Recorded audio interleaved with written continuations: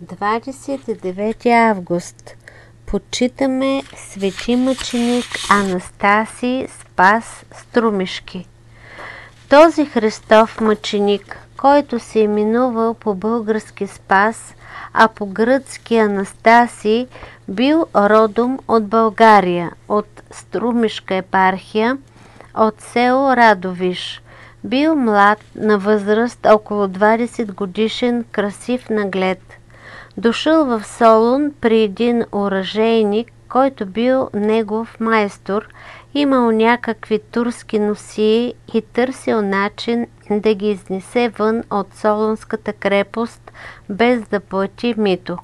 Затова майсторът оговарял своя ученик да облече една от тези носии и да мине през портите на крепостта уж като турчин, в който случай нямало обмитяване. Момъкът се противил, като казвал, че това е опасна работа, обаче майсторът го насърчил с много думи и го убедил, той най-после облякал една от турските носии и така тръгнал да мине през градските порти. Но хората на митничаря го запитали дали има документ за платен данък, а той отговорил, че е турчин и не подлежи на обмитяване. Тогава те му казали да направи салават, кратка изповед на мохамеданската вяра, за да се убедят, че е мюсюлманин и да го пуснат. Но момъкът, като чу неочаквано това, останал безгласен, защото нито знаел, що е това, нито искал да направи тази мюсюлманска вероизповед.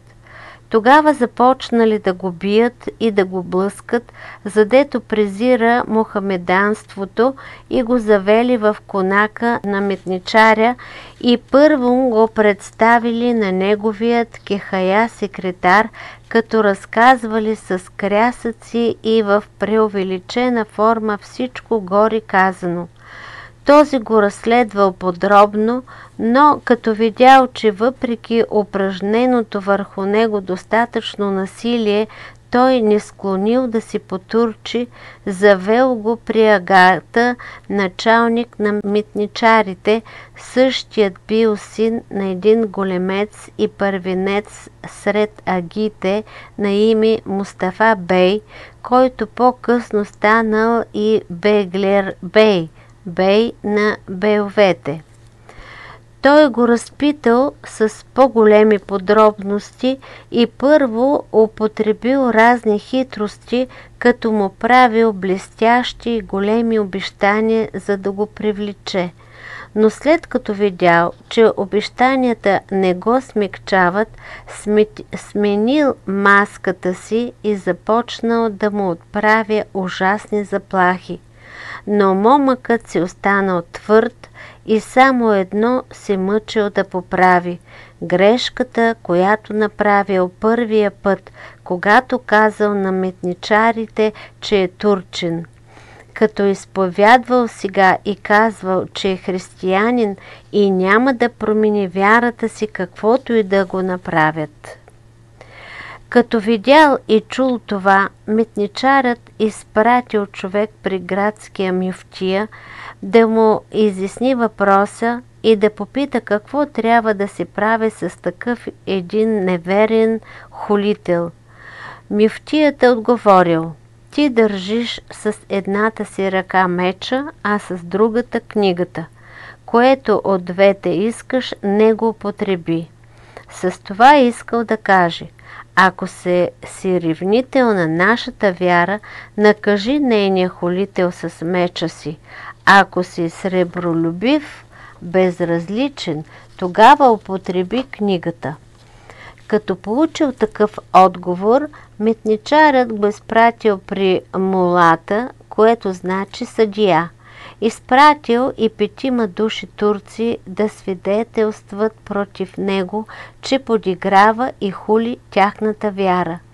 Съдията опитал с различни начини да промени убеждението му и като не успял, Първо му наложил голям бой, а след това го затворил в тъмница, окован в железни вериги. Извикал го втори път и пак го намерил непроменен и отново го бил безпощадно с тояги и го затворил в тъмницата с още по-тежки вериги. А храбрият момък всичко понасял великодушно, и побоища, и вериги, и най-безутешна тъмница, несъмнено подкрепен от всесилната благодат на Исуса Христа. На другия ден го изправил пред себе си трети път и отново употребил различни начини и хитрости, но всичко било напразно. Накрая, виждайки непреклонността на убеждението му, го изпратил при Мусилима, върховно съдебно лице в Солунския вилает, за да бъде подложен на най-сурови изтезания. И той започнал веднага с много ласкателства, за да го убеждава да се отрече от Христа и да приеме Мохамеда. И какво ли ни му казал, какво ли ни му предложил и обещал. Поднесъл му веднага като нещо, кой знае колко голямо този земемъдрен и суетен човек, един чифт сребърни пищови, хубаво украсен меч, кадифено облекло, вносен велур, хиляди чуждестранни флорини, златната монета на Австро-Унгария. Обещал му да го направи най-почетния приближен и да го има в благоволението си като напълно свой човек, стига само да стане турчин. Такива малоценни и нищожни неща предлагал и обещавал на Христовият воин Мюсилимът, мислейки, че с такива съблазни ще улови и привлече в погибел тази проста душа. Но добрият момък, макар да бил българин, прост и неграмотен, след като се разкаивал, задето казал онази лоша дума, именно че е турчин, решил да устои и да си остане християнин и да изтърпи заради любовта си към Христа, каквото и да му сторят. Без съмнение и благодата на Исуса Христа е просветила ума му, за да не се заблуди от лукавствата на видимите и невидимите врагове, а божествената му сила укрепила слабостта на душата и тялото, за да изтърпи изтезанията за Христа. Отхвърлял най-разумно всичките предложения като смет. Небесно умният момък дори не пожелал да ги погледне с очите си и особено се отвръщавал от тях и ги ненавиждал като средства и оръдия на гибелта. Властелинът, като видял, че по ласкателен начин не постига нищо, употребил насилие. Заповядал да го бият силно и го били безпощадно и жестоко. След това по нареждане бил хвърлен в тъмницата, нозете му стегнали в дървена клада, на врата му сложили верига, ръцете му оковали с белезници, а под ногтите му забили спици. И почти целият ден не преставали да го измъчват с различни изтезания, а съдията много пъти го извеждал и така измъчен и окървавен го изправил пред себе си и постоянно го подбуждал и принуждавал по всякакъв начин да стане мюсюлманин. Но мъченикът си оставал винаги същият и нищо друго не казвал, освен това: християнин съм, не се отричам от вярата си. В края на кращата обезнадежният управител го изпратил на лобното място, като заповядал да го обесат вън от така наречената нова порта, поръчвайки на своите хора да не престават по целия път да го подканят, дано да го спечелят поне накрая.